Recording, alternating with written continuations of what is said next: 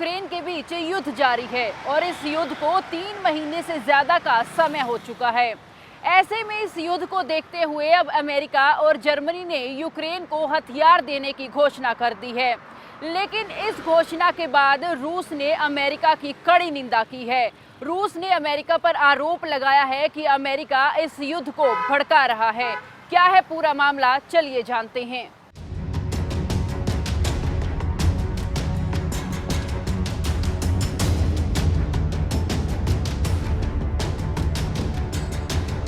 रूस ने अमेरिका के हथियार देने की बात की जबरदस्त निंदा की है।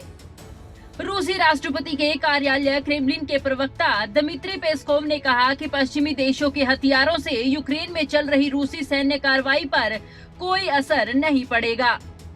ये कार्रवाई अपना उद्देश्य प्राप्त करने के बाद ही रुकेगी। इस फैसले के बाद रूस ने पोलैंड सीमा के नजदीक लवीव क्षेत्र के 2 रेलवे स्टेशन को रूसी सेना ने मिसाइलें दागी।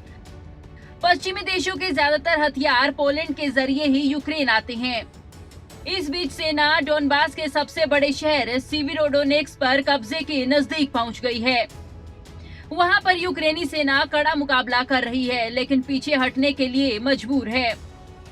अमेरिकी राष्ट्रपति जो बाइडेन की $70 करोड़ की सैन्य मदद की ताजा घोषणा के बाद रूस ने कहा कि अमेरिका यूक्रेन युद्ध को भड़का रहा है।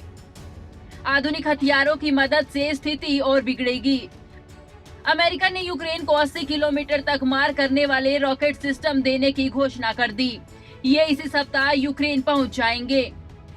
यूक्रेन के राष्ट्रपति जेलेंस्की ने इस मदद के लिए आभार जताया है, साथ ही इस आपूर्ति को तेज करने की आवश्यकता जताई है।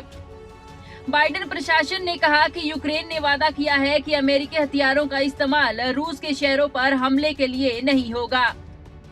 इन हथियारों का इस्तेमाल युद्ध के मोर्चे पर रूसी सेना के मुकाबले के लिए किया जाएगा।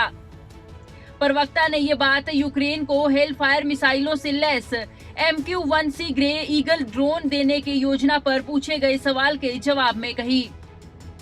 दूर से ही मार करने और अपनी अन्य खूबियों के चलते इस ड्रोन को स्काई वॉरियर भी कहा जाता है।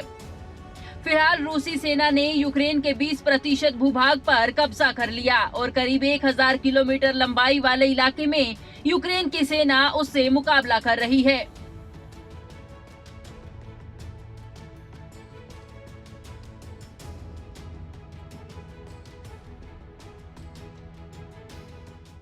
जिस भी देश ने यूक्रेन की मदद करनी चाहिए है, पुतिन ने उस पर दबाव बनाया है। ऐसे में कोई भी देश यूक्रेन के साथ खुलकर खड़ा नहीं हुआ। हालांकि अब देखना होगा कि इस युद्ध का अंजाम क्या होगा।